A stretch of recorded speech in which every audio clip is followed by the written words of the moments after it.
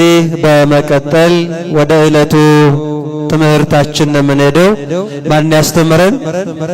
እግዚአብሔር ያስተምረናል፣ እግዚአብሔር ይመክረናል። የሚሰማኝ ቢኖር በእርጋታ ይቀመጣል ይላልና ሁላችሁም ወደ ውስጥ በመግባት በእርጋታ በመቀመጥ ልቦናችንን ለቃሉ በማስረከብ በመካከላችን ራኩሳን መናፍስት ልቦናችንን ሰርቀው የዓለምን ነገር እንድናስብ የሚያደርገንን ርኩስ መንፈስ ከላያችን ላይ ያስወግድልን። ስለዚህ ልቦናችንን ሰብስበን ጆሮአችንን ለቃሉ ሰጠን እኛም ደግሞ ለቃሉ ማደሪያዎች እንድንሆን ቅዱስ ፈቃዱ ይሆንልን።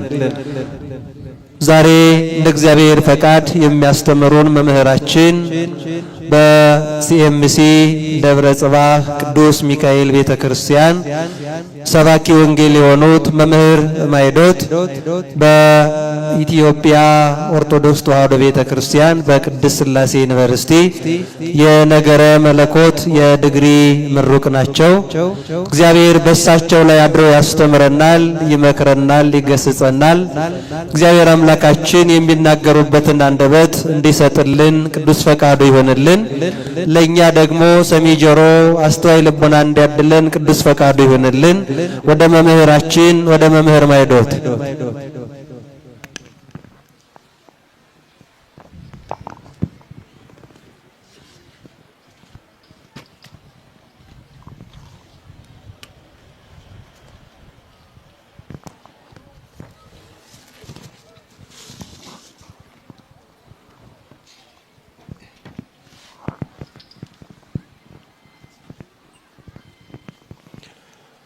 በስመ አብ ወወልድ ወመንፈስ ቅዱስ አሐዱ አምላክ አሜን። በእምነታቸው ምሰሏቸው። የተወደዱ የተከበሩ መምህራችን መጋቤ ሐዲስ ሳህሉ የደብሮ ስብከተ ወንጌል ኃላፊ ክቡር መምህራችን መጋቤ ብሉይ ማሂቶት የደብሮ ስብከተ ወንጌል አገልጋይ ክቡራን ሊቃውንተ ቤተ ክርስቲያን አባቶቼ ካህናት ላይካነ ምስጢር ወንድሞች ዲያቆናት ከማይጠፋው ዘር ዳግመኛ የተወለዳችሁ ክርስቶስ በሞቱ የገዛችሁ እግዚአብሔር ቤተሰቦች የእናታችን የንጽሕተ ንጹሐን የቅድስተ ቅዱሳን የድንግል ማርያም ያደራ ልጆች በጌታችን በመድኃኒታችን በኢየሱስ ክርስቶስ ፍጹም የሆነ ሰላም እንደምን ቆያችሁ? ድምጻችሁ አይሰማም። እንደምን ዋላችሁ? እንደምን ለዚህ ሰዓት ደረሳችሁ? እንድናመሰግነው ስሙን እንድንጠራ በመቅደሱ የሰበሰበን የአባቶቻችን አምላክ ልዑለ ባሕሪ ቅዱስ እግዚአብሔር ስለ ኃጢአታችን ሲል እርቃኑን መስቀል ላይ ተሰቅሎ በደሙ የተቤዠን በደሙ ያዳነን ጌታችን መድኃኒታችን ኢየሱስ ክርስቶስ ስሙ ለዘላለም የተመሰገነ የከበረ ይሁን። አክሊለ ምክህነ ወቀዳሚተ መድኃኒትነ ወመሰረተ ንጽሕነ የመመኪያችን ዘውድ የድህነታችን መጀመሪያ የንጽህናችን የቅድስናችን መሰረት አንቀጸ ብርሃን የጌታችን የመድኃኒታችን የኢየሱስ ክርስቶስ እናታችን ቅድስተ ቅዱሳን ንጽሕተ ንጹሐን ድንግል ማርያም ስሟ ለዘላለም የተመሰገነ የከበረ ይሁን። እንኳን አደረሳችሁ፣ እንኳን አደረሰን። ለዛሬ ያደረሰን ማን ነው? በእኛ ጉልበት፣ በእኛ ኃይል፣ በእኛ ዕውቀት፣ በእኛ ብርታት፣ በእኛ ገንዘብ፣ በእኛ ጥበብ አይደለም። እግዚአብሔር ስለረዳን፣ እግዚአብሔር ዕድሜ ስለሰጠን መጽሐፍ ቅዱስ እንደሚል ያልጠፋነው ከእግዚአብሔርነት ምሕረት የተነሳ ነው ይላል። እናንተ የእግዚአብሔር ልጆች የእግዚአብሔር ቸርነት ሰፊ ስለሆነ በምሕረቱ ባለጠጋ ስለሆነ እንደ ኃጢአታችን እንደ በደላችን ሳይቆጥር በደላችንን ርኩሰታችንን በደሙ ሸፍኖ ያለፈውን ጊዜ አሳልፎ በጤና ቆይቶ ሕይወትን የሰጠን ዘመንን የሰጠን ዕድሜን የሰጠን አምላካችን እግዚአብሔር ነው። ምሕረቱ ሁል ጊዜ ቸርነቱ ሁል ጊዜ ይቅርባይነቱ ሁል ጊዜ ማለዳ ማለዳ አዲስ ነው ተብሎ ተጽፏል። አምላካችን እግዚአብሔር በነገር ሁሉ ይርዳን። ጭንቀን የሰጠን ትናንትና አሳልፎ ለዛሬ ያደረሰን ብዙዎች ናፍቀው ለዛሬ ዓመት ደግሞ ለሐምሌ ገብርኤል ደርሼ ስዕለቴን ባደርስ ብለው ቅዳሴውን ባስቀድስ ብለው እምነቱን ብተሻሽ ብለው ጠበሉን ብጠጣ ብለው ከመቅደሱ ደርሼ ከቅድስት ሥላሴ መቅደስ ደርሼ በእግዚአብሔር ፊት ቆሜ አልቅሼ ለብዙ ዘመናት ያልተፈታልኝ እንቆቅልሽ ተፈቶልኝ ያልተፈታልኝ ቋጠሮ ተፈቶልኝ የብዙ ዘመን ጥያቄ ተመልሶልኝ እግዚአብሔርን ማመሰግንበት ቀጣይ ዓመት ደርሶ ብለው ናፍቀው የነበሩ አረፍተ ዘመን የገታቸው ወደ መቃብር የወረዱ ከኛ የተለዩ ብዙ አባቶች ብዙ እናቶች ወጣቶችና ልጆች አሉ። እግዚአብሔር ዘመን ስለሰጠን ጊዜ ስለሰጠን ለዛሬ ደረስን። ለዚህ ቀን ደረስን። ስሙ ለዘላለም የተመሰገነ የከበረ ይሁንልን። እግዚአብሔር ቢረዳን እንደ አምላካችን መልካም ፍቃድ ርዕስ አድርገን የምንነጋገረው የመጽሐፍ ቅዱስ ክፍል ወደ ዕብራውያን ሰዎች ምዕራፍ 13 ቁጥር 7 ላይ የተጻፈውን የመጽሐፍ ቅዱስ ክፍል ይሆናል። ዕብራውያን ምዕራፍ 13 ቁጥር 7 ላይ በእምነታቸው ምሰሏቸው የሚል ኃይለ ቃል እናገኛለን። ሙሉ ቃሉ እንዲህ ነው የሚለው፣ የእግዚአብሔርን ቃል የነገሯችሁን ዋኖቻችሁን አስቡ ይላል። የማንን ቃል? የእግዚአብሔርን ቃል የነገሯችሁን፣ ወንጌል የሰበኳችሁን እነርሱን ዋኖቻችሁን አስቡ ይላል ሐዋርያው ቅዱስ ጳውሎስ። እንግዲህ የእግዚአብሔርን ቃል የነገሩን ከብሉይ ኪዳን ዘመን ጀምሮ ታላላቅ አበይት ነቢያት፣ ደቂቅ ነቢያት አሉ። እነሱን አሁን ካለን ጊዜና ሰዓት አንጻር ጊዜ ያጥረኛል እንዳለው ቅዱስ ጳውሎስ በዝርዝር ማንሳት አንችልም። ነገር ግን አበይት ነቢያት፣ ደቂቅ ነቢያት እግዚአብሔር ያስነሳቸው ታላላቅ አባቶች በየዘመኑ የተነሱ በሐዋርያት ዘመን በጌታ ዘመን ያስነሳቸው ሐዋርያት ደቀ መዛሙርቱ፣ በሰማዕታት ዘመን የተነሱ ሊቃውንት ቅዱስ አትናቴዎስ፣ ቅዱስ ቄርሎስ፣ እነዚህ ካፓዶሻን ፋዘርስ ብለን የምንጠራቸው ቅዱስ ባስልዮስ፣ ቅዱስ ጎርጎርዮስ ዘንዚናንሱ ዘኑሲስ፣ ሌሎችም አባቶችን በዝርዝር ማስቀመጥ እንችላለን። እነዚህ የእግዚአብሔርን ቃል የነገሩን ዋኖቻችን ናቸው። የቤተ ክርስቲያን ዋና ተብለው የተጠሩ መጽሐፍ ቅዱስ ወንጌል የነገረን። ወደ ሀገራችን ስንመጣ ቅዱስ ያሬድ፣ አቡነ ተክለ ሃይማኖት፣ ሌሎች አባቶችንም በዝርዝር ማስቀመጥ እንችላለን። አባ ጊዮርጊስ ዘጋስጫ፣ እነዚህ ዋኖች ናቸው። ስለዚህ ምን አለ ቅዱስ ጳውሎስ? የእግዚአብሔርን ቃል የነገሯቸውን ዋኖቻቸውን ምን በሉ? መልሱልኝ፣ ምን በሉ? አስቡ ይላል። ማሰብ ብቻ አይደለም፣ የኑሯቸውን ፍሬ እየተመለከታቸው በእምነታቸው ምሰሏቸው ይላል። አምላካችን እግዚአብሔር ጌታ መንፈስ ቅዱስ በመካከላችን ተገኝቶ የቃሉን እውነትና ምስጢር ይግለጥልን። ከቃሉ ጋር ናችሁ። ሰላም እግዚአብሔር ከሁላችንም ጋር ይሆን። ይህንን የመጽሐፍ ቅዱስ ክፍል ያስተማረው የተናገረው ታላቁ የቤተ ክርስቲያናችን ብርሃነ ዓለም ቅዱስ ጳውሎስ ነው። እንግዲህ የቅዱስ ጳውሎስ ታሪኩና ሕይወቱ ራሱን የቻለ ሰፊ ርዕስ ነው። ብዙ ሰዓት ሊወስድ የሚችል ነው። ነገር ግን ቅዱስ ጳውሎስ አስቀድሞ አሳዳጅ የነበረ ለሕግ ቀናተኛ የነበረ ዕብራዊ ከገማልያ እግር ስር ቁጭ ብሎ የተማረ ታላቅ ሰው ነው።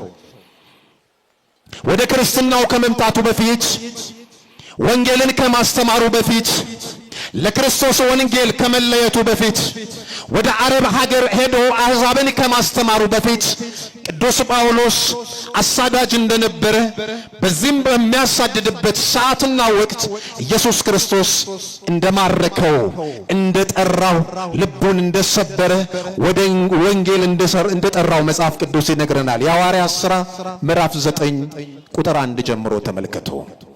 የሐዋርያት ሥራ ምዕራፍ ስንት አልኳችሁ? ምዕራፍ ስንት አልኳችሁ?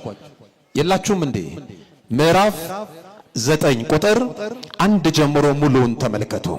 የቅዱስ ጳውሎስን ታሪክ የመመለስ ታሪክ ወደ ወንጌል ወደ ክርስትናው እንዴት እንደመጣ ታሪኩ ይነግረናል። በዛ የመጽሐፍ ቅዱስ ክፍል ውስጥ ከተመለሰ በኋላ ነው እንግዲህ ያ አሳዳጅ የነበረው ስለ ክርስቶስ መሰደድ ጀመረ። ያ ገዳይ የነበረው ስለ ክርስቶስ መገደል ጀመረ። እንዴም አለ፣ ከክርስቶስ ፍቅር ማን ይለየኛል አለ። ከማን ፍቅር? መልሱልኝ፣ ከማን ፍቅር? እንግዲህ ተመልሶ አሳዳጅ የነበረው ቅዱስ ጳውሎስ ክርስቲያኖችን ያስጨንቅ ያሳድድ የነበረ ቅዱስ ጳውሎስ ከተመለሰ በኋላ 14 መልእክታትን ጽፏል። በዚህ የመጽሐፍ ቅዱስ ክፍል ውስጥ ሮሜ ምዕራፍ 8:35 ላይ የምናገኘው ከክርስቶስ ፍቅር የሚለየኝ የለም አለ። እናንተ የእግዚአብሔር ልጆች ማን ነው የሚለየን? ከእግዚአብሔር ፍቅር የሚለያችሁ ማን ነው? ከክርስቶስ ፍቅር የሚለያችሁ ማን ነው? ከቤተ መቅደሱ ከዕጣኑ ሽታ ከመስቀሉ የሚለያችሁ ማን ነው? ከቅዳሴው የሚለያችሁ ማን ነው? ከማህሌትና ሳይታቱ የሚለያችሁ ማን ነው? እንዲህ በሉ። ከወንጌል የሚለየኝ ማን ነው? ከክርስትናው የሚያወጣኝ ማን ነው? የትኛው ፈተና፣ የትኛው እሳት፣ የትኛው መከራ? እንዲህ ተብሎ ተጽፏል። በውሃ ውስጥ ባለፍክ ጊዜ፣ በእሳት ውስጥ ባለፍክ በሄድክ ጊዜ እኔ ካንተ ጋር ነኝና አያቃጥልህም ይላል። አምላካችን እግዚአብሔር ስሙ ለዘላለም የተመሰገነ ይሁን። እሳት መከራ ነው። እሳት ፈተና ነው። በውሃ ውስጥ ባለፍክ ጊዜ ይላል ትንቢተ ኢሳይያስ ምዕራፍ 43 ቁጥር 2 ላይ የምናገኘው ኃይለ ቃል ነው። ስለዚህ ምን አለ? ተመለሰ ቅዱስ ጳውሎስ ወንጌልን ከተቀበለ ክርስቶስን ካመነ በኋላ መልእክታትን ጻፈ፣ በሮሜ ላይ አስቀመጠ። የክርስቶስ ፍቅር ሲገባው፣ የእግዚአብሔር ፍቅር ሲገባው፣ ሲረዳ፣ ወንጌል ሲገባው ስለ ክርስቶስ መከራ የሚቀበል ሆነ። ስለማን? ስለ ክርስቶስ ሰማዕታት፣ ስለ ክርስቶስ ቅዱሳን መከራን የሚቀበሉ የሚንገላቱ፣ ስለ መንግሥተ ሰማያት ስለ ቤተ ክርስቲያን ጉዳይ መከራን የሚቀበሉ የሚንገላቱ ሆኑ። ከክርስቶስ ፍቅር ማን ይለየኛል አለ። መከራ ነው አለ፣ ስደት ነው አለ፣ መገፋት ነው አለ፣ ረሃብ ነው አለ፣ ጥም ነው አለ። ስደት ምንድነው የሚለየኝ አለ። በዚህ ሁሉ ስለ ክርስቶስ ስለ እግዚአብሔር እንገደላለን ቀኑን ሙሉ አለ ቅዱስ ጳውሎስ፣ እንገደላለን። ነገር ግን በወደደን በእርሱ ከአሸናፊዎች እንበልጣለን ይላል። በወደደን በማ? በእግዚአብሔር። በወደደን በማ? በክርስቶስ በድንግል ማርያም ልጅ ከአሸናፊዎች እንበልጣለን አለ። አዎ አሸናፊ የተባለ በወቅቱ በብሉይ ኪዳን ዘመን ሕዝቡን ያስጨነቀ ሞት ነበረ። ከሞት እንበልጣለን አለ። ከሞት በላይ ነን። በማ? በክርስቶስ። አሸናፊ የተባለ በብሉይ ኪዳን ዘመን በሰው ልጆች ላይ ሰልጥኖ የነበረ ሰዎችን ያስጨንቅ የነበረ ጥንት ጠላታችን ዲያብሎስ ከዲያብሎስ እንበልጣለን አለ። አንበልጥም? እንበልጣለን። በመስቀል ላይ ገድሎታል፣ ቀጥቅጦታል፣ አሸንፎታል። ራሳችንን አሳልፈን ሰጠን እንጂ ዛሬ ስልጣን ሰጥቶናል። በሞት ላይ በዲያብሎስ ላይ ድል የምናደርግበት የምናሸንፍበት። እናንተ እግዚአብሔር ልጆች እፉኝት ትይዛላችሁ የዘንዶንም ራስ ትረግጣላችሁ ተብሎ ተጽፏል። ማንን ያመነ? ክርስቶስን ያመነ። ለዚህም ነው ሰማዕታት፣ ለዚህም ነው ሐዋርያት፣ ለዚህም ነው ቅዱሳን አባቶች፣ ቅዱሳን እናቶች ክርስቶስን አምነው የሚመጣውን ፈተናና መከራ ሁሉ ያልፉ ነበረ። ለዚህም እንዲህ አለ። ዕብራውያን ምዕራፍ 11 ሙሉ ተመልከቱ። ታሪኩ ስለ ቅዱሳን ነው የሚያወራው። የሰማችሁ ስለ ቅዱሳን ነው የተናገረው ቅዱስ ጳውሎስ። እንዴት እግዚአብሔርን አምነው እንደሞቱ፣ እንዴት በጽናት እንዳለፉ ዕብራውያን ምዕራፍ 11 ሙሉን ተመልከቱ። በዚህም እንዲህ ይላል፣ እነርሱ አለ ቅዱሳን በእምነት መንግስታትን ድል ነሱ ይላል። በምን አልኳችሁ? መልሱልኝ። በምን? በእምነት። ዛሬ ዓለምን ማሸነፍ የምንችለው በእምነት ነው። የዚህ ዓለም መናፍስታዊ አሰራርን ማሸነፍ የምንችለው በእምነት ነው። ኃጢአትንና ርኩሰትን በደልን ማሸነፍ የምንችለው፣ ክፋትን ማሸነፍ የምንችለው፣ አመፃን ማሸነፍ የምንችለው በእምነት ነው። የዚህ ዓለም ስልጣኔ ከእግዚአብሔር እቅፍ የሚያርቀንን ማሸነፍ ድል ማድረግ የምንችለው በእምነት ነው። ያለ እምነት ዓለምን ማሸነፍ አትችሉም ተብሏል። የሰማችሁ ነው። ያለምን በዚሁ ልክ ደግሞ ያለ እምነት እግዚአብሔርን ደስ ማሰኘት አትችሉም ይላል። ያለምን አልኳችሁ? ያለ እምነት። ቅዱሳን በእምነት አባቶቻችን በእምነት ቅዱስ ቂርቆስ ወእሙ እናቱ የሉጣ አያችሁ በእምነት ነው ያሸነፉት። እመጣለሁ እሱን። እንዲህ ይላል ቅዱስ ጳውሎስ ይቀጥልና ጽድቅን አደረጉ፣ የተሰጠውንም ተስፋ ቃል አገኙ፣ የአናብስትን አፍ ዘጉ። የምን አፍ ዘጉ? የአናብስትን አፍ ዘጉ። የእሳትን ኃይል አጠፉ ይላል። የምንን ኃይል? የእሳትን ኃይል አጠፉ። ዛሬ ቤተ ክርስቲያን የምታነሳው ዛሬ የምታከብረው የእሳትን ኃይል ያጠፉ ቅዱስ ቂርቆስና እናቱ ኢየሉጣ። አያችሁ፣ የእሳትን ኃይል አጠፉ፣ ከሰይፍ ስለት አመለጡ፣ የሚበልጠውን ትንሣኤ እንዲያገኙ እስከ ሞት ድረስ ተደበደቡ ይላል። እስከ ምን ድረስ አልኳችሁ? እኛ ትንሽ ነገር ሲደርስብን እናጉረመርማለን አይደል እንዴ? እውነት ነው። በትንሽ ነገር ነው ክርስቲያኖች ነን። ይኸውላችሁ ክርስትናው በመከራ ውስጥ የምናልፈው ነው። ክርስትና በስቃይ በስደት በፈተና የምናልፈው ነው፣ የምንሻገረው ነው። ለዚህም ነው ሐዋርያት ምን አሉ? የሐዋርያት ሥራ ምዕራፍ 14 ላይ በብዙ መከራ ወደ እግዚአብሔር መንግሥት እንገባ ዘንድ አለን አሉ። በምን አልኳቸው? በብዙ ምን መከራ፣ በብዙ ሰይፍ፣ በብዙ ፈተና፣ በብዙ ስደት፣ በብዙ ስቃይ፣ በብዙ ረሃብ፣ በብዙ ደዌ ወደ እግዚአብሔር መንግሥት እንገባ ዘንድ አለን አለ። ስለዚህ ቅዱሳን የሚበልጠውን ትንሣኤ እንዲያገኙ እስከ ሞት ድረስ ተደበደቡ። የሚበልጠውን ምን አልኳችሁ? ትንሣኤ እንዲያገኙ ተደበደቡ ይልና በእስራትና በወህኒ ተፈተኑ፣ በመጋዝ ተሰነጠቁ፣ በሰይፍም ተገድለው ሞቱ ይላል። በምን ተገድለው ሞቱ? በሰይፍ ተገድለው ሞቱ። እንዲህ ይልና ቅዱስ ጳውሎስ ይሁላችሁ ምዕራፍ 11 ላይ ነው እንዲህ በዝርዝር ያስቀመጠው። ምዕራፍ 12 ላይ ደግሞ ሲጀምር እንዲህ አለ። ቃሉ ጋር ናቸው። ሰላም እግዚአብሔር ከሁላችንም ጋር ይሆን። እንዲህ ይላል፣ እንግዲህ እነዚህን የሚያህሉ ምስክሮች እንደ ደመና በዙሪያችን ካሉልን ይላል። ሰምታችኋል? እነዚህን የሚያክሉ ምስክሮች እስቲ ቀና ብላችሁ ተመልከቱ። ቀና ብላችሁ ሁላችሁም ተመልከቱ። ምን አለ ሰማዩ ላይ? ደመና አለ አይደል? እነዚህን ያህል ምስክሮች ራሱን የቻለ ትምህርት፣ ራሱን የቻለ አስተምህሮ፣ ብዙ ምስጢር ያለው ነው እዚህ ውስጥ ብንገባ። እነዚህን ያህል ምስክሮች እንደ ደመና በዙሪያችን ካሉልን እኛ ደግሞ ሸክምን ሁሉ ቶሎም የሚከበንን ኃጢአት አስወግደን እኛ ደግሞ አለ ቅዱስ ጳውሎስ ምስክሮች አሉን። እነማ? ቅዱሳን። እንዴት በእምነት ድል እንዳደረጉ፣ እንዴት ኃጢአትን እንዳሸነፉ፣ እንዴት አለዋያን ነገሥታትን ድል እንዳደረጉ እነዚህ ምስክሮች ናቸው። ለኛ ምስክሮች ናቸው። ለኛ ፍኖታቸውን ተከትለን እንድንሄድ ቤተ ክርስቲያን ዛሬ ነገረ ቅዱሳንን የምታነሳው ለዚህ ነው።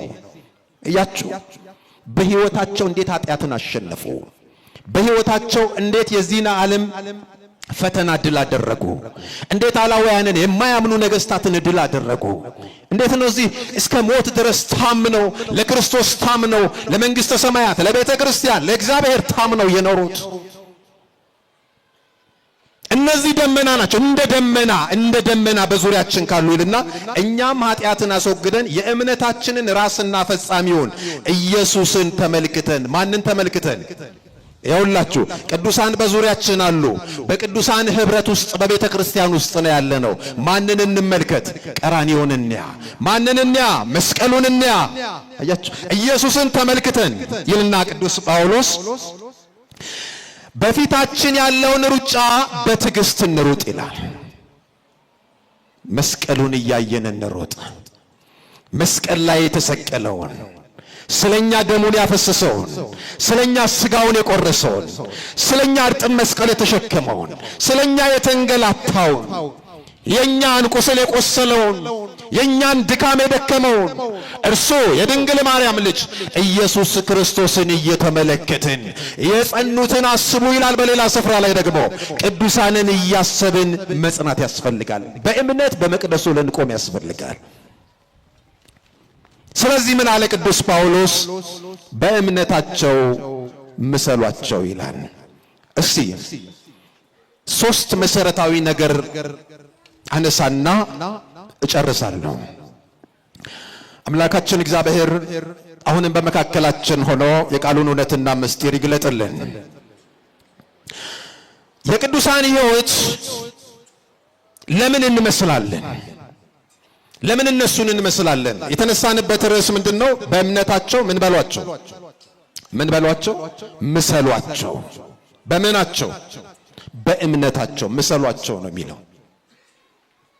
ለምንድነው የምንመስላቸው? የቅዱሳን ሕይወት ለምን እንመስላለን ብለን ብንጠይቅ ብናጠና አንደኛውና የመጀመሪያው እነርሱ ክርስቶስን መስለውታልና።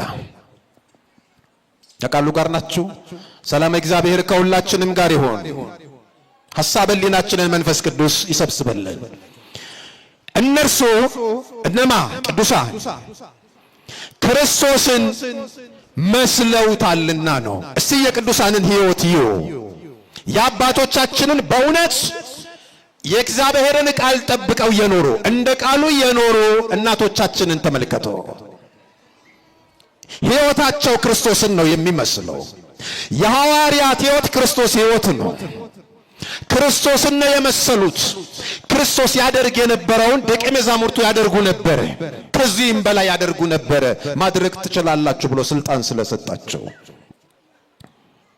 ስለዚህ የነርሱ ሕይወት ክርስቶስን መስሏልና ለዚህም ነው አንደኛ ቆሮንቶስ ምዕራፍ 11 ቁጥር 1 ላይ አንደኛ ቆሮንቶስ ምዕራፍ 11 ቁጥር 1 ላይ እንዲህ ይላል ቅዱስ ጳውሎስ እኔ ክርስቶስን እንድመስል እናንተ ደግሞ ማንን ምሰሉ? ማንን ምሰሉ? እኔን ምሰሉ። እኔ ክርስቶስን እንደምመስል ቋንቋው እንዲህ ነው ያለው። ይሄ ማለት ምን ማለት ነው? እናንተ እኔን መሰላችሁ ማለት ማንን መሰላችሁ ነው? ክርስቶስን መሰላችሁ ነው። እኔ ክርስቶስን እንደምመስል እናንተ ደግሞ እኔን ምሰሉ። አያችሁ፣ የቅዱሳንን ፍኖት መከተል ማለት ይሄ ነው። ቅዱሳንን መምሰል ማለት በእምነት ይሄ ነው። የቅዱሳን ሕይወት የቅዱስ ጳውሎስ ሕይወቱ ምን ይመስላል? መንፈሳዊ ሕይወቱ ምን ይመስላል? በዚህ ዓለም ላይ እንዴት ኖረ? እንዴት ወንጌልን ሰበከ? እርሱን መምሰል በእምነት በእግዚአብሔር ላይ ያለው እምነት የቅዱስ ጳውሎስ ምንድነው? በክርስቶስ ላይ ያለው እምነት የጸና እምነት ነው። እኛም የጸና እምነት ሊኖረን ይገባል። ስለዚህ ቅዱስ ጳውሎስ ይሄንን ቃል ነገረን። በቤተ ክርስቲያናችን ታሪክ ተመልከቱ። ብዙ የሚነግረን ብዙ የሚያስተምረን ከመምህራኖቻቸው እግር ስር ቁጭ ብለው ተምረው መምህራኖቻቸውን የመሰሉ የወንጌል መምህራን እነርሱን የመሰሉ ብዙ አባቶች፣ ብዙ እናቶች፣ ወጣቶች አሉ።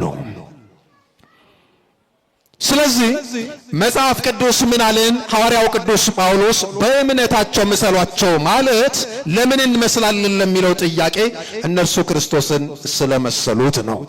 ሁለተኛው እነርሱ በመከራ ጸንተዋል። እነማን ናቸው በመከራ የጸኑት? ቅዱሳን እነሱ በመከራ ጸንተዋል፣ በመከራ ውስጥ አልፈዋል። ስለዚህ እነሱ መምሰል ያስፈልጋል። እነርሱ በመከራ አልፈው ቤተክርስቲያን በመከራ ውስጥ ተመስርታ ቤተክርስቲያን በብዙ ወጀብ፣ በብዙ ማዕበል፣ በብዙ መገፋት ዛሬ ላይ ደርሳለች። ዛሬ ያለን ክርስቲያኖች በመከራ ውስጥ ማለፍ የለብንም እንዴ? መፈተን የለብንም እንዴ? አንዳንድ ጊዜ እውነቴን ነው የምነግራችሁ፣ ለቤተ ክርስቲያን ፈተናና መከራ አዲስ አይደለም። እንደው በለመድነው ቋንቋ ብርቋም አይደለም። ከዚህ በላይ ተፈትናለች። ከዚህ በላይ ቤተ ክርስቲያን ቅድስት ቤተ ክርስቲያን መከራን ተቀብላለች። ታዲያ ጌታውን ኢየሱስን መከራ ካደረሱበት ሎሌዎችን እንዴት አያደርሱባቸው ያለው ቃል እኮ ይሄ ነው። እንዴት መከራን አይቀበሉ? እንዴት በፈተና ውስጥ አይለፉ? እንዲህ አለ ጌታችን ኢየሱስ ክርስቶስ። በዓለም ሳላችሁ ምን አለባችሁ? መከራ አለባችሁ ይላል። በምን ሳላችሁ? በቃ ዓለም ውስጥ ነው ያለነው። በዓለም ውስጥ፣ ዓለም ደግሞ የኛ አይደለም። የኛ መንግስት በላይ በሰማይ ነው። እንዲህ ስላችሁ እጃችንን አጣጥፈን እንድንቀመጥ አይደለም። መስራት አለብን፣ መትጋት አለብን፣ መድከም አለብን። ማንን ከፊት አስቀድመን? እግዚአብሔርን።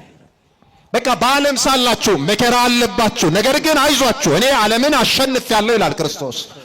በተሸነፈ ዓለም ውስጥ ነው የምትኖሩት። በተሸነፈ ዲያብሎስ ሞት ነው የምትኖሩት። ስለዚህ ማሸነፍ እንችላለን። አይዟችሁ እኔ ዓለምን ካሸነፍኩ እናንተ ታሸንፋላችሁ ነው። ስለዚህ ቅዱሳን በመከራ ውስጥ አልፈዋል። እኛም ዛሬ የዚህ ዘመን ክርስቲያኖች፣ ወደፊት የሚነሱ ክርስቲያኖች ሁሉ በመከራ ውስጥ ያልፉ ዘንድ ግድ ነው። የሰማችሁ ነው፣ ግድ ነው። አልተነካንም። የሰማዕታት ዘመንን አስቡት። አሁን ልምጣላችሁ። በብዙ መከራ ውስጥ ነው ያለፉት። ቅድም አነበብኩላችሁ ዕብራውያን ምዕራፍ 11 ላይ አይደል ያለውን ታሪክ፣ እንዴት እንደተንገላቱ፣ እንዴት መከራን እንደተቀበሉ፣ ቆዳቸውን ተገፍፎ ጨው ተነስንሶበት በፈረስ ጭራ የሚጎተቱ፣ በመጋዝ የሚሰነጠቁ፣ ወደ አናብስት ጉድጓድ የሚጣሉ፣ በመንኮራኩር የሚፈጩ ቅዱሳን ነበሩ እኮ በቤተ ክርስቲያናችን ታሪክ። አንገታቸው እየተቀላ እየተቆረጠ። እውነቴን ነው የምላችሁ፣ የቤተ ክርስቲያን ታሪክን ስታጠኑ ቤተ ክርስቲያን እንዴት መከራ ውስጥ እንዳለፈች በደንብ እንረዳለን። ስለዚህ እኛም እነሱን እንመስል ዘንድ ግድ ነው። እነዛ በሰማዕታት ዘመን በመከራው ዘመን ስለ ክርስቶስ በመናገራቸው፣ ለጣዖት አንሰግድም በማለታቸው፣ ጣዖት አምላክ አይደለም በማለታቸው፣ አንተ መኮንን፣ አንተ ንጉሥ፣ የምታመልከው ጣዖት ነው፣ ወደ እሳት ትጣላለህ ብለው በመናገራቸው ቅዱስ ቂርቆስ፣ እናቱ ኢየሉጣ ምን እንደሆኑ ዛሬ ማለዳ ላይ በደንብ ሰምተናል። አልሰማንም? ሰምተናል። ብዙ መከራን ተቀበሉ፣ ተንገላቱ። ከአንድ ሀገር ወደ ሌላ ሀገር ይሸሹ ነበር እናት ልጇን ይዛ። አያችሁ፣ መከራችሁ ስደታችሁ በክረምት አይሁን ይላል መጽሐፍ። ከባድ ነው። የ3 ዓመት ብላቴና ገና ሕፃን መናገር ያልቻለ አንደበቱን ያልፈታ ብለን የምንናገረው እዚህ መካከላችን ላይ ሕፃናት ይኖራሉ። 3 ዓመት የሆኑ እስቲ እናቶች 3 ዓመት የሆኑ ሕፃናትን አናግሯቸው። ኮልታፋ ናቸው አይደል እንዴ? በደንብ እንኳን መናገር አይችሉም። ያ ቅዱስ ብላቴናው ቂርቆስ ግን በዛን ሰዓት ላይ የ3 ዓመት ብላቴና ሆኖ መንፈስ ቅዱስ አንደበት ሆኖት ስለ እግዚአብሔር ስለ ክርስቶስ መሰከረ። አምላክ አይደለም ይሄ አምላክ የሰማይና ምድር አምላክ አለ አለ። አያችሁ መንፈስ ቅዱስ ያናግራል። መንፈስ ቅዱስ ከእናት ማህፀን ገና ሳሉ ይመርጣል። ኤርምያስ በእናቱ ማህፀን ሳለ ተመረጠ፣ በእናቱ ማህፀን ሳለ ተለየ። ኤርምያስ ትንቢተ ኤርምያስ ምዕራፍ 1ን ተመልከቱት። እንዲህ ነው ያለው፣ ብላቴና ነኝ መናገር አልችልም፣ ይሄን ሕዝብ እንዴት ብዬ ላስተምር አለ እግዚአብሔር። እንዲህ አለው መንፈስ ቅዱስ፣ እንዲህ ነኝ አትበል፣ ብላቴና ነኝ አትበል፣ ገና በእናትህ ማህፀን ሳለ አውቃለሁ፣ ሳትሰራ አውቃለሁ፣ በእናትህ ማህፀን ሰርቻለሁ ይላል። እናንተ እግዚአብሔር ልጆች በእናታችን ማህፀን ሳንሰራ እግዚአብሔር ያውቀናል። እየሰማችሁ ነው? ያውቀናል። ያውቃል ወንድሜ፣ ያውቅሻል እህቴ፣ እግዚአብሔር ያውቅሻል። ገና ሳንሰራ ዛሬኛ እንጨነቃለን በብዙ አይደል? ልባችን ይታወካል በብዙ አይደል? ብዙ የሚያሳስቡን ነገር አለ አይደል? ዛሬ በህይወታችን ውስጥ ወጣቶች ብዙ ጉልበታችንን የበላ ነገር አለ፣ ኃጢአትና ርኩሰት፣ በደል። ብዙ የምንጠይቀው ጥያቄ አለ። በመቅደሱ ተደፍተን በካህናት ስር እግራቸው ስር በእግዚአብሔር ፊት ተንበርክከን የምናለቅሰው ለብዙ ዘመን ያልተፈታልን ሊሆን ይችላል። እግዚአብሔር ከልባችን በላይ ነው። ግዴላችሁም ጠብቁት። ከልባችን በላይ ነው እግዚአብሔር። እንዲህ ተብሎ ተጽፏል፣ እርሱ ስለ እናንተ ያስባልና የሚያስጨንቃችሁን ሁሉ በእርሱ ላይ ጣሉት ይላል። ማን ስለኛ ያስባል? ማን ስለኛ ያስባል? መስክሩ። ማን ስለኛ ያስባል? እግዚአብሔር። አንተ ስለ ራስህ ከምታስበው በላይ እግዚአብሔር ስላንተ ያስባል። ከልብ በላይ ነው። አንቺ ስለ ራስሽ ከምታስቢው በላይ እግዚአብሔር ስላንቺ ያስባል። ከልብሽ በላይ ነው። ምንድነው የሚያስጨንቅሽ? ምንድነው የሚያሳስበሽ? ምንድነው ሸክም የሆነብን ነገር? ምንድነው ቀንበር የሆነብን ነገር? ያልተሰበረልን ነገር ምንድነው? እስከ ዛሬ ድረስ አለ። እናውቃለን። ሁላችንም ያልተፈታልን ነገር አለ። የተሸከምነው ነገር አለ። ትከሻችንን ያጎበጠ ነገር አለ። ጉልበታችንን ያብረከረከ ነገር አለ። እናውቃለን ሁላችንም። ይብዛም ይነስም በውስጣችን ሁላችንም ምናውቀው ጉዳይ አለ። ልመልሳችሁ። ያ ብላቴና ቅዱስ ቂርቆስ ምስክርነት ሰጠ። አሁን ተቆጡ። መኳንንቱ ተቆጡ፣ ነገስታቱ ተቆጡ። ይሄ ብላቴና ቅዱስ ቂርቆስ ፊቱ ያበራ ነበረ፣ እንደ ፀሐይ የሚያምር ነበረ፣ ደምግባት ነበረው። ይሄ ደስታ ከየት መጣ ነው ያለው ንጉሱ መኳንንቱ ሲጠይቀው። ደስታዬማ ከሰማይ አምላክ ከእግዚአብሔር ነው። ይሄ ውበት ከሰማይ አምላክ ከእግዚአብሔር ነው። አንተ የምታመልከው ግን ጣዖት ላንተ ደስታ አይሰጥህም፣ ላንተ እረፍት አይሰጥህም፣ አምላክ አይደለም ብሎ ተናገረ ይላል። አሁን እንዳለ እንደ ክረምት ነጎድጓድ የሆነ እጅግ የሚያስፈራ የብረት የናስ ጋን አዘጋጀ። እዛ ውስጥ ውሃ እንዲጨምሩ አደረገ ይላል። ታሪኩን በሰፊው ሰምታችኋል።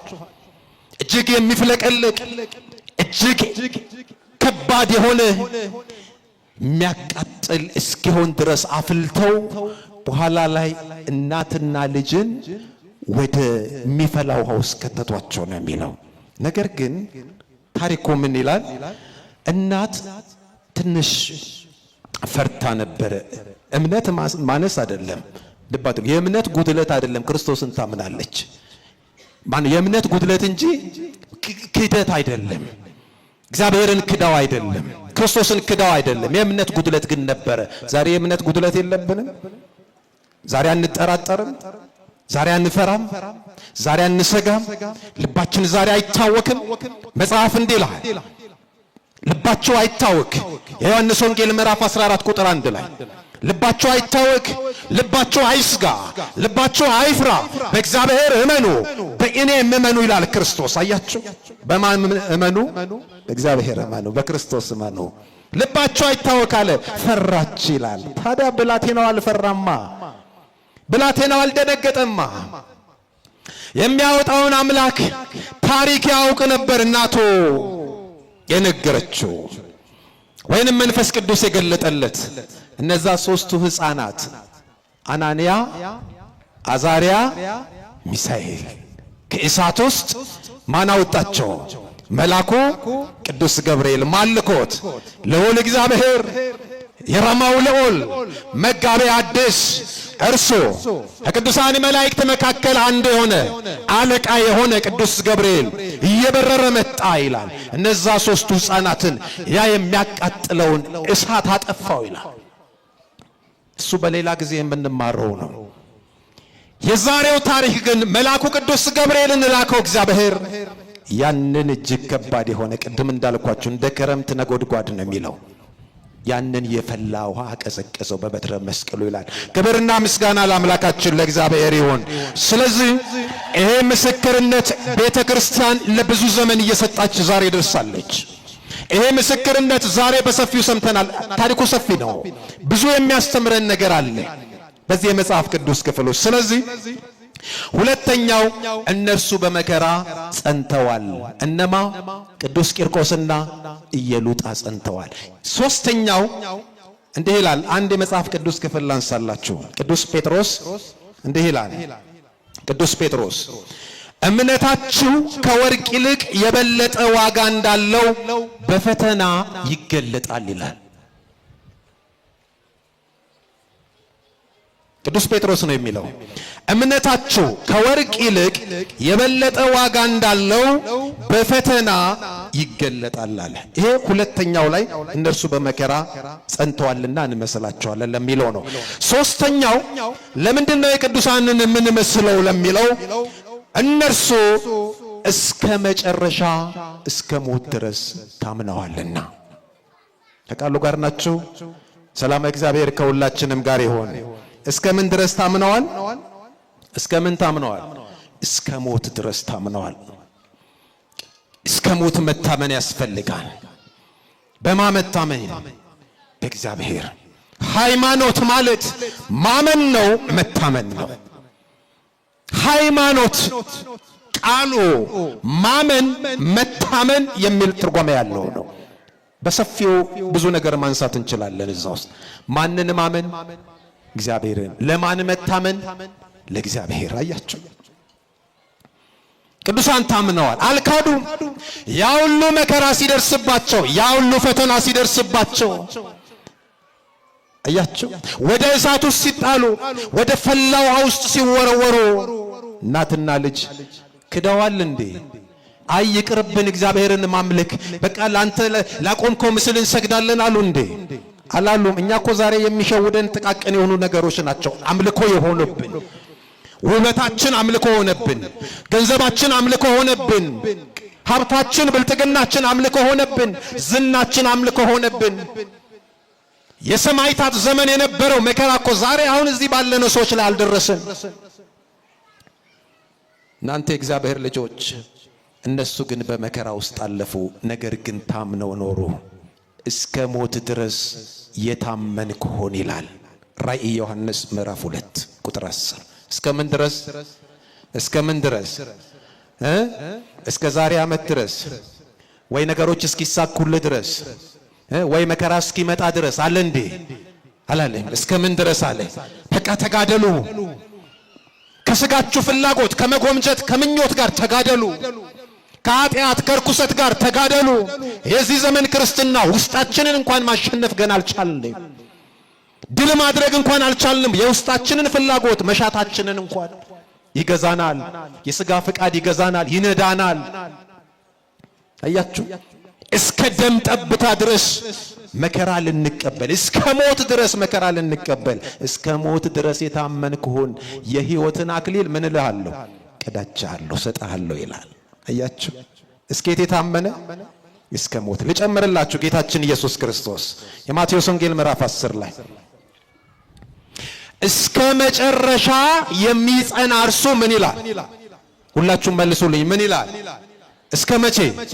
እስከ መጨረሻ። ቅዱሳን እስከ መጨረሻ ጸኑ፣ ዳኑ፣ መንግስቱን ወረሱ፣ ከአባታቸው ከእግዚአብሔር እቅፍ ገቡ።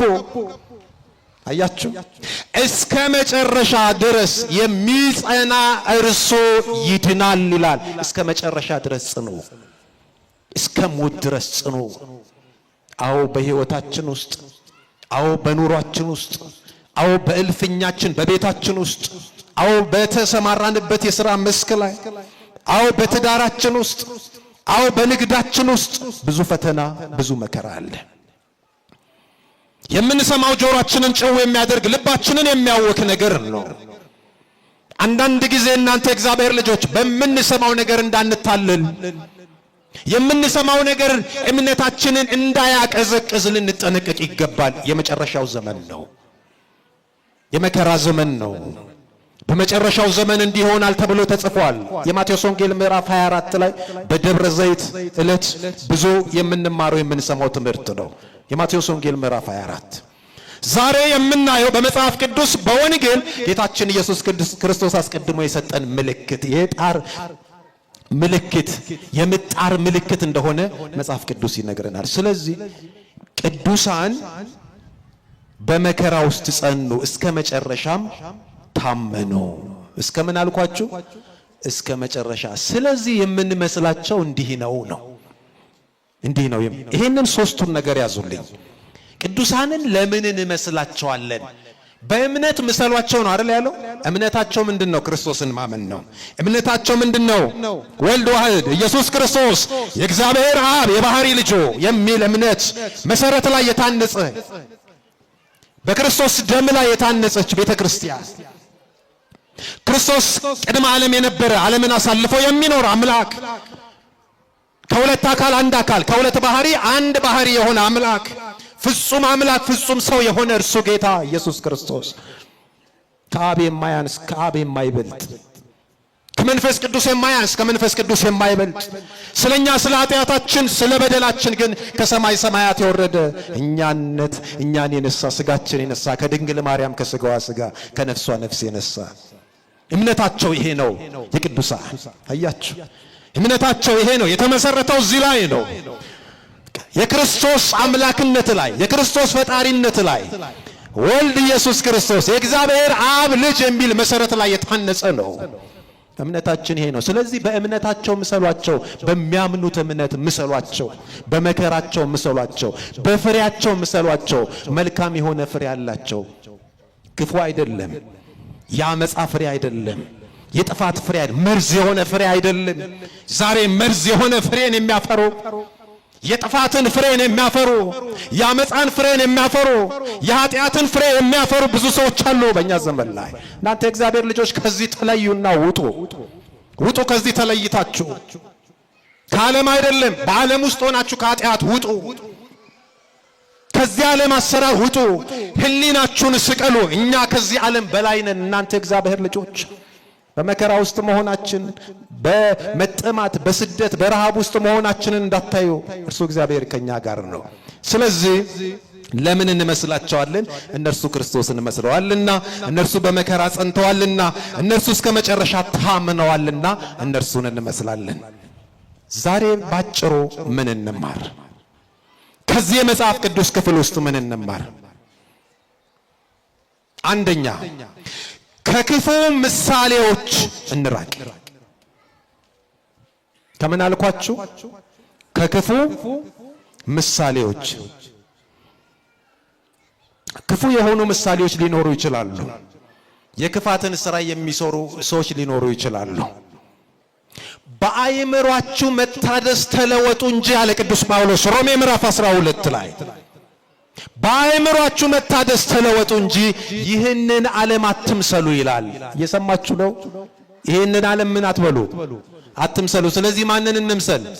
ክርስቶስን እንምሰል። ማንን እንምሰል? ቅዱሳንን እንምሰል። በእምነታቸው ምሰሏቸው።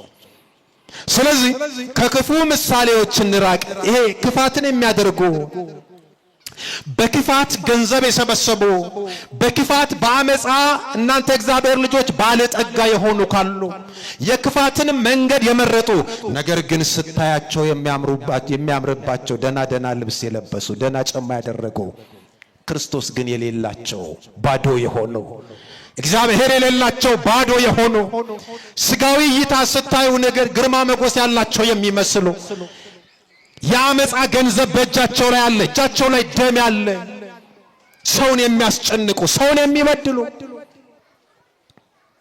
ሰነድ የሚደልዙ፣ የሚያስጨንቁ እነሱን አትምሰሏቸው። ስለዚህ ከክፉ ምሳሌዎች መራቅ ይኖርብናል። ሁለተኛ ቃሉን በየቀኑ እናንብብ። እየጨረስኩ ነው። እሺ ቃሉን በየቀኑ ምን እንበል? ታነባላችሁ ወይ ነው። የእግዚአብሔርን ቃል ወንጌልን ታነባላችሁ? ስንቶቻችሁ ነው የምታነቡት? ስንቶቻችሁ መጽሐፍ ቅዱስ በቤታችሁ አለ? ምናልባት መጽሐፍ ቅዱስ ቤታችሁ ሊኖር ይችላል፣ ግን ታነባላችሁ? ሸልፍ ላይ ነው ያስቀመጥነው ብዙዎቻችን፣ ወይንም ደግሞ ትራሳችን ስር ነው ያደረግነው ብዙዎቻችን። ተገልጦ የማያውቅ አዋራ የሚቦንበት መጽሐፍ ቅዱስ በቤታችሁ እንዲሁ ዝም ብላችሁ አያሳዝናችሁ? ለምንድን ነው የማንገልጠው? ቤተ ክርስቲያን የምትሰብከው እኮ ይህንን ገልጣ ነው። የቅዱሳንን የሊቃውንትን ትምህርት ሃይማኖተ አበውን ገልጣ ነው የምታስተምረው። አላያችሁም እንደ ቅዳሴው ላይ በአራቱም ማዕዘን እየዞረ ዲያቆኑ ካህኑ ወንጌልን ያነባል፣ መጽሐፍ ቅዱስን ያነባል፣ መልእክታትን ያነባል። አታስቀምጡ፣ ዝም ብላችሁ አንብቡ የእግዚአብሔርን ቃል፣ እውነት ታገኛላችሁ። ያልገባችሁን ጠይቁ፣ መምህራን አሉ፣ የቤተ ክርስቲያን መምህራን፣ ትጽናናላችሁ። የሕይወታችን መመሪያ ሊሆን የሚገባው የእግዚአብሔር ቃል ነው። የሰማችሁ ነው ወጣቶች? የእግዚአብሔር ቃል ወንጌል የሕይወታችን መመሪያ፣ ለሚጠይቋችሁ መልስ ትሰጡ ዘንድ እንዲቻላችሁ ተማሩ ነው የሚለው አይደል? አንብቡ ነው የሚለው። ስለዚህ ማንበብ ያስፈልጋል። ባጭሩ እንዲህ ልበላችሁ። ሶስተኛው በጸሎት እንጽና። መቼም የማይጸልይ ሰው የለም አይደል? ሁላችንም እንጸልያለን። በቤታችን ሆነን የምንጸልይ እንኖራለን። በመቅደሱ ገስግሰን ጠዋትና ማለዳ የምንጸልይ ሰዎች እንኖራለን። እሰየው! ጸልዩ፣ ሁል ጊዜ ጸልዩ፣ ሳትሰለቹ ጸልዩ። ወደ ፈተና እንዳትገቡ ጸልዩ። በመከራ ውስጥ ሆናችሁ ጸልዩ። በማግኘትና በማጣት ውስጥ ሆናችሁ ጸልዩ። በደዌ የተመታችሁ አልጋ ላይ ተኝታችሁ ጤነኞች ብትሆኑም ቢኖራችሁም ቢመቻችሁም ጸልዩ። በእግዚአብሔር ፊት ተንበርከኩ። እውነት ልንገራችሁ፣ በእግዚአብሔር ፊት ሁል ጊዜ የሚቆም ፊት በዓለም ነገስታት ፊት ለመቆም አይከብደውም፣ ብርቱ ነው የሚሆነው። በእግዚአብሔር ፊት የሚቆም ሰው እስቲ ቆማችሁ በእግዚአብሔር ፊት ስትጸልዩ በማ ፊት ነው የቆምኩት ብላችሁ ታስባላችሁ? በእርሱ ፊት አይደል? በዚህ ዓለም ሰዎች ፊት ለመቆም አይከብዳችሁም። ከዛ በኋላ ብርቶች ነው። ስለዚህ ለጥያቄያችሁ መልስ ታገኛላችሁ። አንድ ነገር ልናገር፣ እግዚአብሔር ቢሰጣችሁም ባይሰጣችሁም ለሕይወታችሁ መልካም ነው። እየሰማችሁ ነው? ቢሆንልን ባይሆንልን እግዚአብሔር ለሕይወታችን መልካም ነው። በቃ ይሄን መኑ። ቢደረግልን ባይደረግ፣ የጠየቅነው ቢመለስ ባይመለስ እግዚአብሔር ለሕይወታችን መልካም ነው። እኛ ከሱ በላይ እናውቃለን እንዴ? በእናቴ ማህፀን ያበጃጀኝ የሰራኝ እግዚአብሔር እኮ ነው። እያንዳንዷ የሰውነታችሁን አካል ተመልከቱ እስቲ። አንዳች የኛ የሆነ ነገር አለ እንዴ? የፀጉራችን አንዷ ብንመዛት የኛ ናት እንዴ? እኛ ሰራ ነው? እጃችን ላይ ያለው አንዱን መስመር እኛ ያደረግነው እንዴ? የለም እኮ። እስቲ ብልቶቻችሁን ተመልከቱ፣ ሙሉ ከጣታችሁ ከግራችሁ አንስቶ እስከ አናታችሁ ድረስ የኛ የሆነ ነገር የለ። እኛ ራሳችን የማንን እግዚአብሔር ነን። ይሄን እመኑ። ቅዱሳን እምነታቸው ይሄ ነው። በእምነት መምሰል እንዲህ ነው። እነርሱም የማስመሰል ሕይወት ሊበቃን ይገባል። ክርስትናውን እንዲሁ በልማድ የተመላለስንበት ዘመን ሊበቃን ይገባል። በቃ አለፈ ያ ዘመን። ለምን አንነቃም? ለምን ብልጦች አንሆንም? መንፈሳዊ ብልጠት ያስፈልጋል እኮ ዛሬ ላይ። ለምንድን ነው እንዲሁ ተኝተን ያለ ነው? ዛሬም ላይ በእኛ ምክንያት የእግዚአብሔር ስም ይሰደባል። ዛሬም በአንተና በእኔ ምክንያት ቤተ ክርስቲያን ትሰደባለች። ለምን? በዓላት ሲመጡ ሰክረን የምንወጣ የምንንገዳገድ፣ ማን ባቀናው ስካር ማን ይንገዳገዳል ብለን የምንተርት፣ እኛም የምንገባበት ዳንኪራ የምንመታ፣ ዘፈን የምንጨፍር አስረሽ ምጪው ዛሬም ድረስ ክርስቲያኖች እኛ ነን፣ የኦርቶዶክስ ተዋሕዶ ቤተክርስቲያን አማኞች። ለምን? ከኛ መካከል ነው ጥናት ብናደርግ። ለምንድነው የማንነየው? ለምንድነው ለእግዚአብሔር ያልሆን ነው? ልባችን ለምን አልሰጠነው? ለምን አልተለየን? ቅዱሳን ተለዩ። በቃ እንዲህ ነው የሚለው፣ እስከ መቼ ድረስ በሁለት ልብ ታነክሳላችሁ ይላል። አያችሁ፣ እስከ መቼ ድረስ? በራድ ወይም ትኩስ አይደለም ልተፋ ነው ይላል። በሌላ ስፍራ ላይ ደግሞ ራእይ ላይ ለሁለት ጌቶች መገዛት አትችሉም ይላል። ሌላ ስፍራ ላይ ጌታችን ኢየሱስ ክርስቶስ። እስከ መቼ እንደዚህ እንሆናለን? ስለዚህ ልንለይ ያስፈልጋል። በጸሎት እንጽና። አራተኛው በቤተ ክርስቲያን ሕይወት እንበርታ። እየሰማችሁ ነው? በምን ሕይወት አልኳችሁ? በምን ሕይወት አልኳችሁ?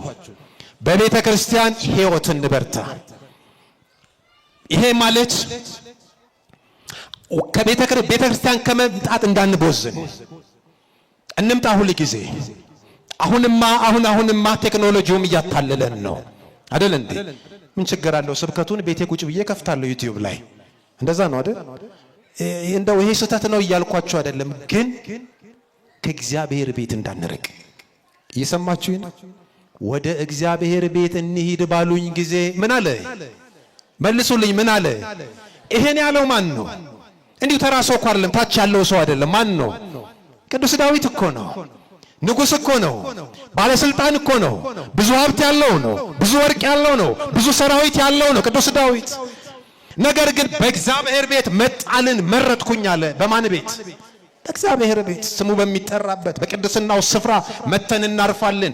መተን እንባችንን አፍስሰን ተጽናንተን እንወጣለን። ከዚህ ስንወጣ ነው የምንጨናነቀው። እዚህ ስንመጣ እናርፋለን። ቃሉን ስንሰማ እናርፋለን። ቅዳሴውን ስንሰማ እናርፋለን። ከቤተ ክርስቲያን አትራቁ። የቀድሞውን ፍቅር ትተሃልና ነቅፋለሁ ይላል። ምንድነው የቀድሞው ፍቅራችን? ተመልከቱ እስቲ፣ ራሳችሁን ነው።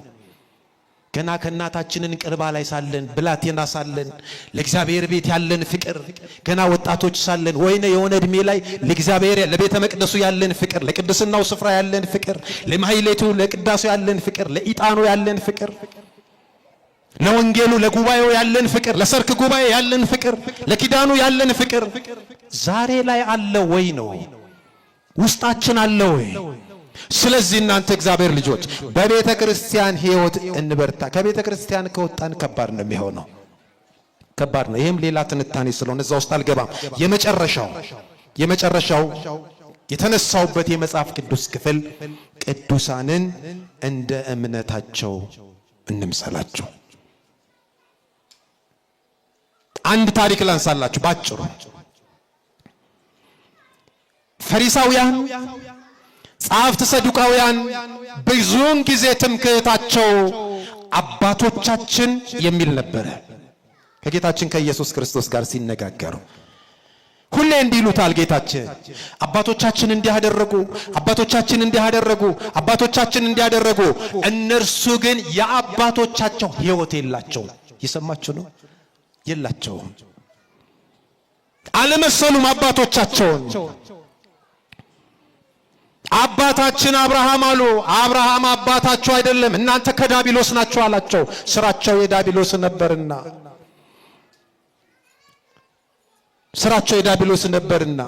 ስለዚህ ነቀፋቸው ኢየሱስ ክርስቶስ። እንግዲያውስ አለ የማቴዎስ ወንጌል ምዕራፍ 3 ላይ መጥምቀ መለኮት ቅዱስ ዮሐንስ ደግሞ ነቅፏቸዋል። ለንስሐ የሚገባን ፍሬ አፍሩ፣ አባታችን አብርሃም እንደምትሉት እንዳይመስላችሁ። የአብርሃምን ስራ ምን በሉ? መልሱልኝ፣ ምን በሉ? ስሩ አላቸው መጥምቀ መለኮት ቅዱስ ዮሐንስ። የማንን ስራ ስሩ? የማንን ስራ? እኛ የማንን ስራ እንስራ? የአባቶቻችንን ስራ እንስራ። እንደው እንኳን እነሱ የሰሩትን ባንሰራ እንኳን የነሱን እናስቀጥል ለትውልዱ። እምነታችን ሕይወታችን እነሱን ይምሰል። የአብርሃም ስራ ምንድን ነው? በእምነት ወደ ሞሪያም ተራራ ላይ ወጣ ልጁን ይዞ። በምን አልኳችሁ? በእምነት ልጁ ይስሐቅን ይሰዋ ዘንድ በእምነት ወጣ። አጋዕዝተ ዓለም ሥላሴን በእንግድነት ተቀበለ። የተግባር ሰው ነው። አብርሃም ሕይወቱ የተባረከ ነበረ ከጣዖት አምልኮ ከተመለሰ በኋላ። ስለዚህ የአብርሃምን ሕይወት ኑሮ አላቸው ጌታችን ኢየሱስ ክርስቶስ። አባቶቻችሁን ምሰሉ አላቸው። አያችሁ፣ በመተረክ ብቻ አይደለም ልንኖረው ያስፈልጋል። ፍኖታቸውን ልንከተል ያስፈልጋል። ቅዱስ አትናቴዎስን ልንመስለው ያስፈልጋል። የሰማችሁ ነው? ቅዱስ ዲዮስቆሮስን ልንመስለው ያስፈልጋል። አባ ጊዮርጊስ ዘጋስጫን ልንመስለው ያስፈልጋል። ቅዱስ ያሬድን ልንመስለው ያስፈልጋል። እዛ የእምነት ደረጃ እንኳን መድረስ ቢያቅተን እናንተ የእግዚአብሔር ልጆች እንደው እግዚአብሔር ብርታቱን ኃይሉን እንዲሰጠን ልንጸልይ ያስፈልጋል። ለዚህም ነው ቅዱስ ጳውሎስ ምን አለ? በእምነታቸው ምን በሏቸው? እዚህ አካባቢ መልስ አትሰጡ። እስቲ ድምጻችሁን ከፍ አድርጋችሁ በእምነታቸው በሉ። በእምነታቸው የማይናገር እንዳይኖር፣ በእምነታቸው ምሰሏቸው። የእግዚአብሔርን ቃል የነገሯችሁን በሉ ዋኖቻችሁን አስቡ። የኑሯቸውንም ፍሬ እየተመለከታቸው በእምነታቸው ምሰሏቸው። ቅዱሳንን በእምነት እንድንመስላቸው አምላካችን እግዚአብሔር ይርዳን። የቅዱሳን የሰማዕታት የሕፃኑ የብላቴናው የቅዱስ ቂርቆስ የእናቱ ኢየሉጣ በረከት በሁላችንም ላይ ይደር። የመላኩ የራማው ልዑል ቅዱስ ገብርኤል ተራዳይነት ከሁላችንም ጋር ይሁን። ይቆየን። ወስብሐት ለእግዚአብሔር።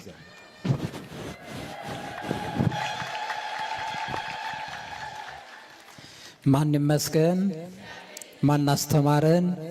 ማን መከረን? ስሙ ለዘላለም የተመሰገነ ይሁን።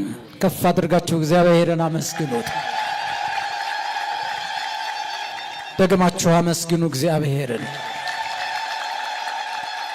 አሁንም አመስግኑት። በአንድነቱ በሶስትነቱ እግዚአብሔር ይመሰገናል። ክብር ምስጋና ለዘላለም ሥላሴ ይሁን። እውነት ለመናገር መምህራችን በጣም ጥፍጥ ያለ ልብን የሚያሳርፍ እንደው ቅዱሳንን ብንመስል የምናገኘውን በረከት የምናገኘውን ክብር በሚገባ የራቀውን አቅርበው የቀረበውን አጉልተው ለኛ በሚገባን በሚመጠነን መልኩ ነው ያቀረቡልን። መምህራችን መምህር ማዕዶትን ቸሩ አምላክ እግዚአብሔር ቃለ ሕይወትን ያሰማልን። ቃለ ሕይወትን ያሰማልን። ቃለ ሕይወትን ያሰማልን። ቸሩ ስሉስ ቅዱስ ጤናዎትን ሰጥተው በወጡበት በገቡበት ሞገስ ሆነው ሰፊ ዘመናትን ረጅም ወራትን ያድሎት።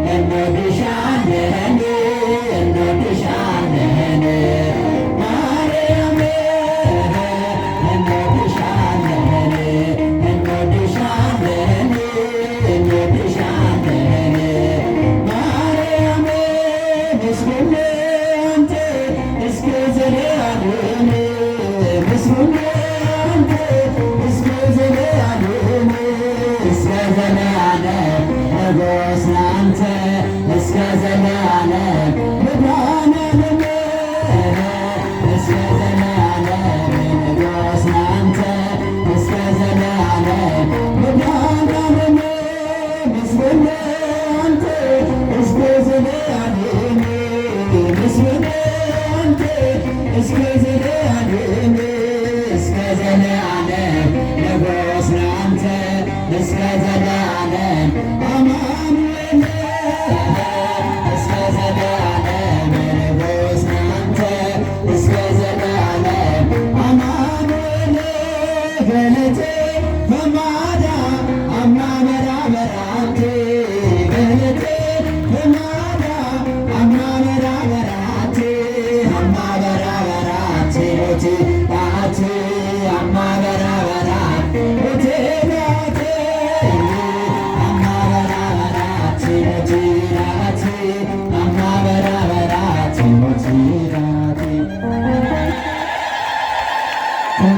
ለአምላካችን ለእግዚአብሔር